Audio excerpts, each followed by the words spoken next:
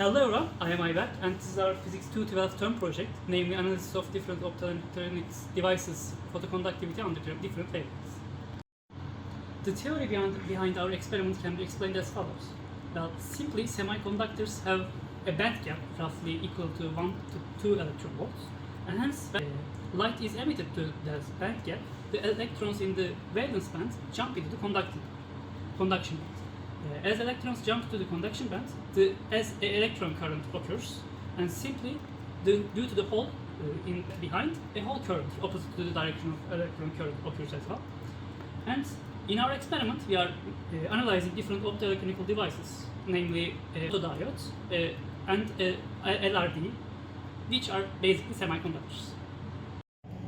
After stating the theory, let's inspect our optoelectronic devices. Well, the first device that we have our hand is silicon wafers. Well, our silicon wafers are simply boron-doped silicons.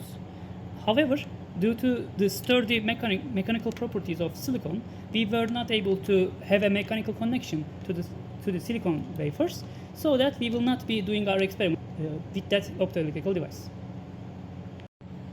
Secondly, as you can see here, we have our light-dependent resistors, simply LDRs.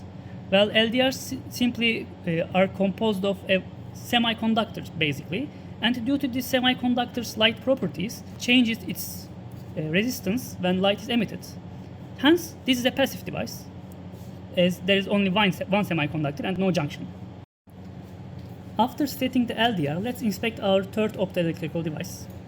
Well, this device is simply a photodiode, which is composed of a basic PN junction in itself. Photodiode we have at our end is a UV dependent photodiode, but it also works with visible light range.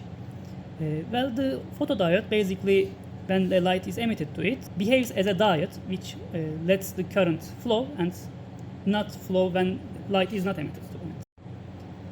After stating all the information about our optoelectronic devices, let's inspect our test circuits. Here you can see our first test circuit, which is composed of a photodiode and a red LED connected in front of each other. Well, in this test circuit, we provide a supply voltage, a DC supply voltage, to the LED, a constant voltage, so that it shines through the photodiode, and we measure the current versus voltage graphs by changing the voltage according to the signal generator. And as you can see through the multimeters, we measure the voltage drop across photodiode and the current flowing through the circuit through these multimeters. Well, as we have shown previously, the second optoelectronic device that we have is an LDR. And here in this test circuit, we are seeking for the IV curve of the LDR. As you can see here in the signal generator, we sweep through the different voltages, which affects the light intensity of the LED. As you can see, as I increase the voltage level, the blue light shines brighter. And as the LED voltage drop increases or decreases, a similar effect in the voltage and current flowing through the LDR is also observed, which helps us to find the resistance of the LDR.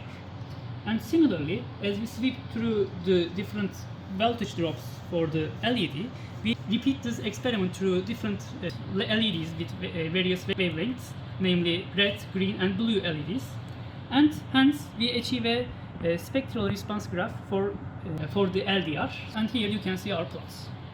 As we have shown our other test circuit regarding the LDR and the LEDs, as you can see from the figure on my laptop, we have achieved this forward current versus luminous intensity for the red LED. As we changed it for different current levels, we have observed that shape. And similarly for the green LED, we have achieved the figure that you see on the screen.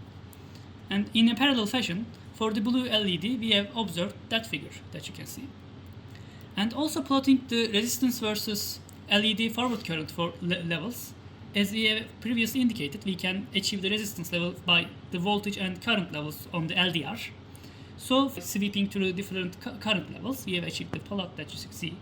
And finally, by combining all four figures, we have achieved the resistance versus luminous intensity plots, which has given us the spectral response of the LDR.